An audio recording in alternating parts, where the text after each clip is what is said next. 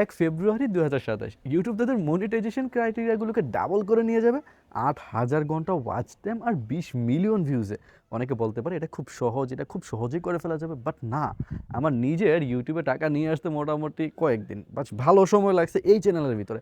And হ্যাঁ, আমি একটা ভ্লগ চ্যানেল শুধুমাত্র এক ভিডিও দিয়ে মনিটাইজ করছি, মানে একটা না, ভিডিও এই পর্যন্ত 4টা আপলোড হয়েছে অ্যান্ড একটা ভিডিওতে মোটামুটি 2 লাখ সামথিং ভিউজ আসছে অ্যান্ড ওই এক ভিডিও দিয়ে মনিটাইজ হয়ে গেছে চ্যানেল। অ্যান্ড ইয়া, এখন এই 2027 সালের আগে মোটামুটি কয় মাস আছে? আরও 5 মাস সময় আছে। অ্যান্ড আপনার চ্যানেল যদি পাখি ছাদে ভিডিও করতে আসলে পাখি ডাকে, আচ্ছা অবশ্য খারাপ লাগার কথা না। অ্যান্ড 2027 সালের আগে অর্থাৎ এই পর্যন্ত যাদের চ্যানেল মনিটাইজ হয়ে গেছে তারা বলবেন যে তাদের কোনো টেনশন নাই। আমি বলবো যে আছে। যারা শর্টস নিয়ে কাজ করতেছেন তাদের ক্ষেত্রে বেশ ভালোই প্রবলেম আছে। অ্যান্ড আগে কী রুলস ছিল সেটা আমি বলি, একটু ক্লিয়ার করি ভালোভাবে, অনেকে হয়তো জানেন।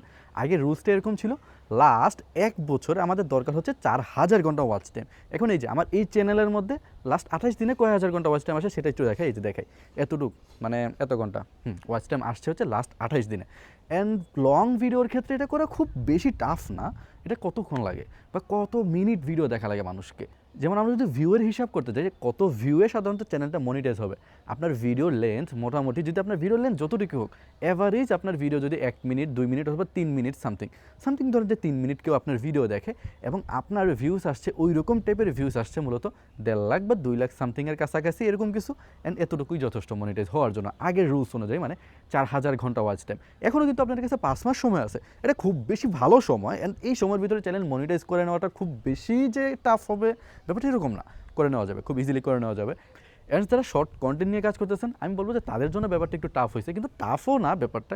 কারণ কি, শর্টস ভিডিওর ক্ষেত্রে কী হয়, যেমন আমি এরকম অনেক চ্যানেল দেখছি যাদের 4,000 5,000 10,000 করে ভিউজ আসতেছে, হঠাৎ করে এক ভিডিওতে 5 মিলিয়ন 6 মিলিয়ন 7 মিলিয়ন। এমনও হয়েছে কি, যারা 50টা ভিডিও আপলোড করছে তাদের সর্বোচ্চ সব মিলায় হয়েছে 1.5 লাখ বা 2 লাখ সামথিং ভিউ, অ্যান্ড 1 মিলিয়নের ভিউ হয় নাই। অ্যান্ড পরবর্তী 1-2 ভিডিওতে এরকম টাইপের ভিউজ আসছে, চ্যানেল মনিটাইজ হয়ে গেছে। মানে শর্টসের ক্ষেত্রে কি এনগেজিংটা খুব ভালো আসে। শর্টস যদি খুব পাওয়ারফুল টাইপের হুক ইউজ করা হয় অ্যান্ড এনগেজিং থাকে, এটা খুব বেশি বড় ব্যাপার না। আচ্ছা, আমরা তো এইটা জানি যে চ্যানেল মনিটাইজ হওয়ার জন্য যে কোনো একটা ক্রাইটেরিয়া পূরণ হলেই হয়।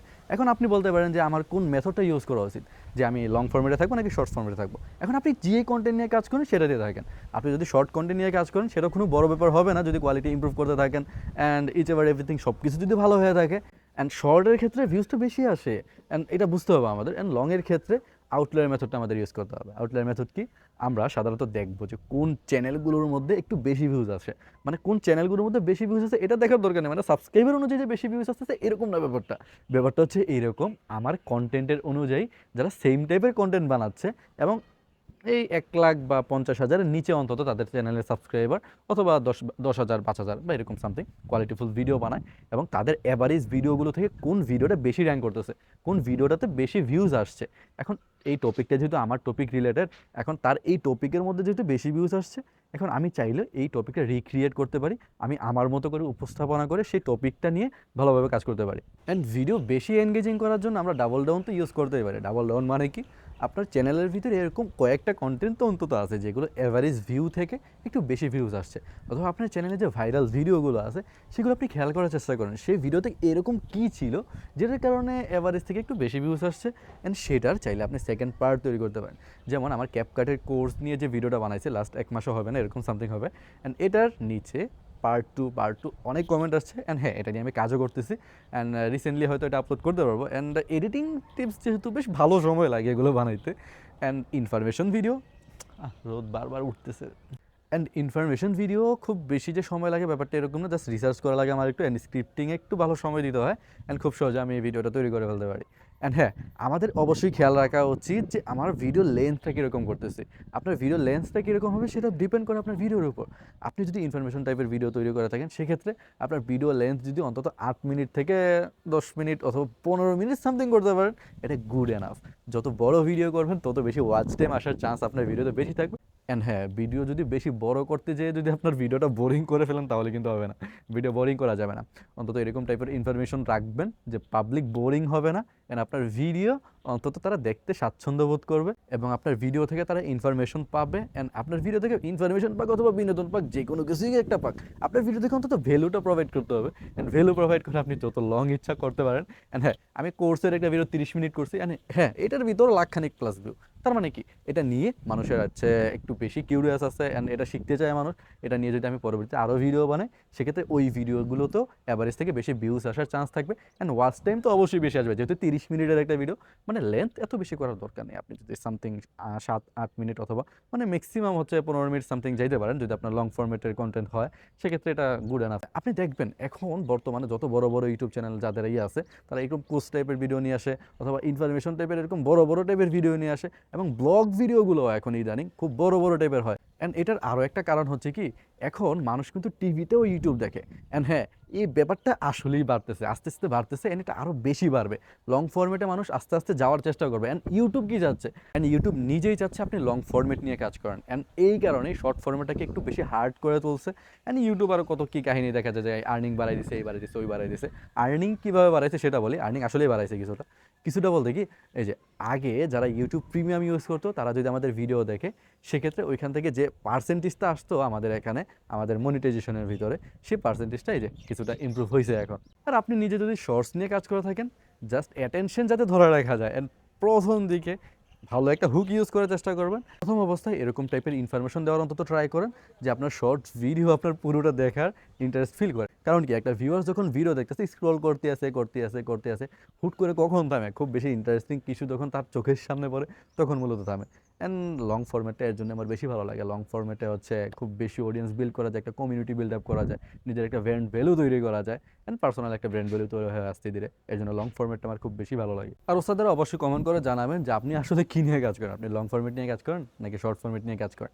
অ্যান্ড শর্ট ফরম্যাটে আসলে খুব বেশি কয়েকটা টিপস আছে যেগুলো ইউজ করে খুব ইজিলি ভিউজ নিয়ে আসা যায়। অ্যান্ড শর্ট ফরম্যাট নিয়ে আমি চাচ্ছিলাম যে একটা ভিডিও নিয়ে আসার জন্য, কিন্তু আমার রিসেন্ট বেশ ভালো কয়েকটা কাজ আছে। যেমন নেক্সট টপিক কয়েকটা কী কী আসবে আমি বলি। সিনেমাটিক কালার গ্রেডিংয়ের একটা টিউটোরিয়াল নিয়ে কাজ করতেছি, অ্যান্ড হচ্ছে ক্যাপকাটের টিউটোরিয়াল নিয়ে একটা কাজ করতেছি, অ্যান্ড এআই দিয়ে কীভাবে থাম্বনেল বানানো যায় সেটা নিয়েও কাজ করতেছি। মানে একটা ভালো একটা পেশার ভিতরে আছি। অ্যান্ড রিসেন্টলি দেখবেন যে আমি ভিডিও খুব বেশি দিচ্ছি। আগে তো বেশি ইউটিউবে অ্যাক্টিভ ছিলাম না। অ্যান্ড হ্যাঁ, এখন মোটামুটি ভালো একটা অ্যাক্টিভ হওয়ার ট্রাই করতেছি, অ্যান্ড ওস্তাদের সাথে আর একটু কমিউনিটিটা আর একটু বেশি স্ট্রং করা ট্রাই করতেছি। অ্যান্ড আমি কি বলবো, যারা হচ্ছে নতুনলি ট্রাই করতেছেন বা নতুন ইউটিউবিংয়ে আসছেন, অবশ্যই জাস্ট এই কয়েকটা মাস যদি ভালোভাবে একটু কষ্ট করেন, একটু কষ্ট কি, জাস্ট আপনি ভ্যালুয়েবল ভিডিও তৈরি করেন। এটা তো আমার শখ, কারণ আমরা চাই যে আমরা কন্টেন্ট ক্রিয়েটর হব। অ্যান্ড আমাদের পেশনের ভিতরে যদি আমরা সময়ই না দিই, তাহলে কি স্ট্রং হবে আদৌ? আদৌ স্ট্রং হবে না। অ্যান্ড হ্যাঁ, আমরা খুব ভালো ভালো কন্টেন্ট দিব, অ্যান্ড ভালো ভালো কোয়ালিটিফুল ভিডিও দিব, আমাদের কমিউনিটিটা একটু বেশি স্ট্রং করার ট্রাই করব। আমাদের যে সাবস্ক্রাইবার আছে অ্যান্ড আমাদের যে কমেন্ট করবে, যারা লাইক কমেন্ট শেয়ার করবে, অ্যান্ড কমেন্ট যারা করবে তাদের অন্তত রেসপন্স করার ট্রাই করবেন, তাদের সাথে ভালো একটা কমিউনিটি বিল্ড আপ করার ট্রাই করবেন। তখন মূলত পার্মানেন্ট যে ভিউয়ারগুলো আসে, তারা একটু বেশি মানে কানেকশন ফিল করে নিজেদের কাছে। অ্যান্ড কানেকশন ফিল করার কারণে আপনার পরবর্তী রিটার্নিং ভিউগুলোও বেশি আসে। ইউটিউবে কিন্তু রিটার্নিং ভিউ খুব কম আসে। যেমন আমার সাবস্ক্রাইবার, ধরলাম যে আমার সাবস্ক্রাইবার 35,000 সামথিং এখন, হ্যাঁ বর্তমানে আমার এখানে 35,000 সামথিং সাবস্ক্রাইবার। অ্যান্ড হ্যাঁ, 35,000 থেকে কত মানুষ আমার ভিডিও দেখে? সর্বোচ্চ 10-20% আমার ভিডিও দেখে, অ্যান্ড বেশিরভাগগুলো আসে নতুন। অ্যান্ড হ্যাঁ, এটা প্রত্যেকটা চ্যানেলের ক্ষেত্রে ব্যাপারটা এরকমই, মানে এরকমই হয়, নতুন ভিউয়ারই বেশি আসে, মানে খুব বেশি রিটার্নিং ভিউয়ার থাকে না। অ্যান্ড বড় কথা হচ্ছে কি, অনেক সময় এরকম হয়, যেমন আমার যে ভাইরাল ভিডিওগুলো আছে, সেগুলো ম্যাক্সিমাম হচ্ছে editing related and content creation রিলেটেডই। এখন ইনফরমেশন নেওয়ার মানুষ কি আসলে আদৌ খুব কম এখানে? কম না।